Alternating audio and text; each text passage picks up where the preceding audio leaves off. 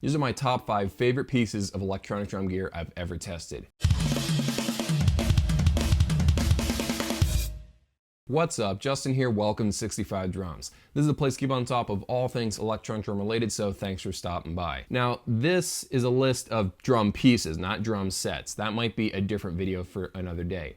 But number 5 is my favorite mesh drum head. This comes on the Roland PD 140 DS. Roland just sucks at naming pieces of drum gear. That's the Roland digital snare. They use a 3-ply mesh drum head on that thing that absolutely rocks. Now, Roland isn't the first company to make a 3-ply mesh drum head. Obviously, I've got a ZED, I've got Joe Becky drum heads, they're 3-ply, Billy Blast, there are tons of companies that make 3-ply mesh drum heads. But none of them feel quite like this Roland mesh snare drum head. Unfortunately, even though I love this so much, I'll never be able to buy it because they don't sell it separately. For some reason, the only mesh snare drum heads that they sell separately are 2-ply. That makes absolutely no sense. I wish they sold this separately. And I don't know if this will always be my favorite mesh drum head, but right now it is. Just because it has the right amount of rebound, it just feels amazing. Anyway, let's move on to number 4. This is my favorite pair of electronic drum headphones. Right now, it's the Sennheiser 380 Pros. $150. I bought them for 80 bucks off of eBay used. These things are awesome. Their little brother is the Sennheiser HD 280 Pros. They're pretty much equal in my mind. This one is just a little bit more comfortable because, you know, it's got better cushioning for the ear cups, and also the cord is easier to detach and it folds flat. Other than that, and a slightly different sound profile, these are exactly the same as the 280 Pros. The 280 Pros are 50 bucks less. So buy either one of those, you'll be rock solid.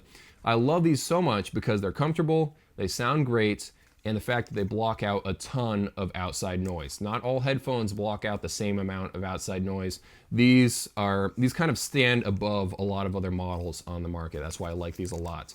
And if you buy them used, you can get them for like 80 bucks on eBay. Let's talk about number 3. This is Superior Drummer 2. This is my favorite drum VST. I'm not an expert at this. Obviously, I only own 2 pieces of drum software, Superior Drummer 2 and Easy Drummer 2. But of course, I like Superior Drummer 2 because it gives you a ton of control over your sound. There are so many things you can do in Superior Drummer 2. It's my favorite drum VST, and it's regularly cited by a lot of different working professionals as a great drum VST. It works great with electronic drums because it gives you hi-hat controls that other drum software doesn't. Like with Easy Drummer 2, you don't have a full range of control over getting the hi-hat open and close as smooth as you need it to. With Superior Drummer 2, even though it's not easy to dial it in, they do give you the controls to dial it in. And then the fact that you can use Easy Drummer 2 kits and expansion packs inside of Superior Drummer 2, so it's cross-compatible even if you already have the lesser quality version of Superior Drummer 2. I love that as well. Okay, so let's move on to number 2. This is the Yamaha XP120 SD.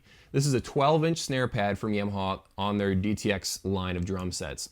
The head is not mesh. This is a silicone surface. The snare drum head feels different from the tom heads. The tom heads just are a little bit softer, and then the texture of the snare drums are a little bit more dense. This is happening because there's tons of little air bubbles within inside this silicone surface. It's basically like the ultimate version of a rubber pad, except it's made out of silicone. It doesn't feel exactly like an acoustic drum, and Yamaha did that on purpose. It's a stylized feel.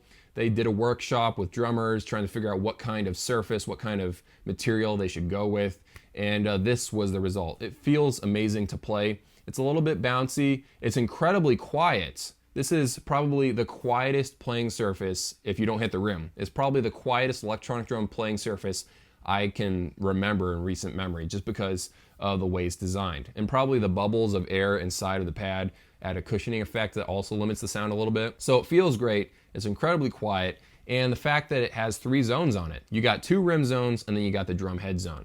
One of the rim zones is automatically for like the rim shot sound, and the other zone is for the rim click sound. Because sometimes it's annoying to have to go in the drum module and press X stick on the Roland drum module just so you can hear the clicking sound by going like this. Now Roland solved this with their digital snare because it can sense the static electricity in your hand, so it knows when you're trying to do cross stick versus rim shot. But it's not perfect, at least in the Roland TD50Ks that I tried out. Simmons also does something similar with their new SD2000 drum set, where it has 2 rim zones. but Yamaha was there doing it first. Let's talk about one other feature that everyone loves about these snare pads. The fact that you've got a little tuning knob on top of that drum pad. This lets you tune the sound up and down, and it also lets you adjust the snare strainer on and off. The reason why this is awesome is that no one else has that tuning knob on their drum pads. There are other companies like Pintech where they'll have a little knob on the side of the pad, or maybe Alesis, but those knobs don't adjust software stuff. They just adjust how sensitive the pad is overall. I do prefer mesh drums more, but I can't deny this is one of the best electronic drum pads out there on the market right now. Okay, let's move on to number one. This is a Roland CY18 Ride cymbal. Absolutely love this ride cymbal. It's one of the best things about the Roland TD50K and KV. If you've never played either of those drum sets, you gotta go to a store sometime and just try them out. The ride cymbal is one of the things that makes those drum sets. It's 18 inches across, and I think all electronic drum flagships need to move towards that 18-inch ride cymbal size. It's not quite acoustic sized, but it's close enough. It just adds to the look of the drum set, depending on the size of the toms. With the Roland TD50K, it looks kind of unproportionate because you got these little 10-inch floor toms. This has an excellent dynamic range on this cymbal. The best on any ride cymbal I've ever played. You can really tell a shift in sound as you go up and down this ride cymbal. And also the bell. It's finally incredibly easy to get a trigger response out of a bell of a ride cymbal. With Roland ride cymbals, for some reason, you always had to hit it with the side of your stick, the shaft of your stick, just so you can trigger the darn bell zone. I don't know why. It's just with the construction of the bell or something with the software. I know it's fixable, but out of the box on most Roland ride cymbals, you have to hit the bell pretty hard. Not with this one. Just everything triggers flawlessly, and also you can silence the ride by just placing your hand on top of the rubber. This thing actually senses the static electricity of your hand through the rubber of that ride cymbal and silences it. I tested the difference between choking the cymbal by pinching the edge of the ride cymbal and just placing your hand on top. It sort of levels off the sound, it drops off the sound at about the exact same rate. Now, if I love this ride cymbal so much, why haven't I bought one yet? The reason why is because it only works with the Roland TD50 drum module. Roland packed so many sensors inside of this ride cymbal and even their snare drum that they had to have a digital connection. They can't do it just as an analog cable.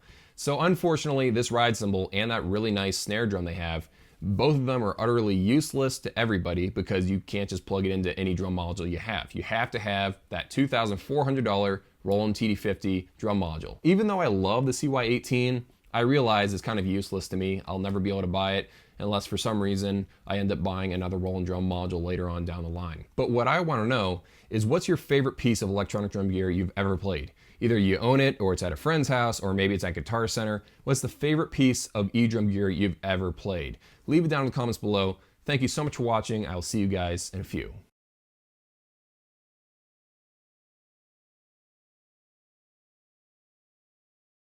My number two product that I really do like is on this list that I haven't read yet.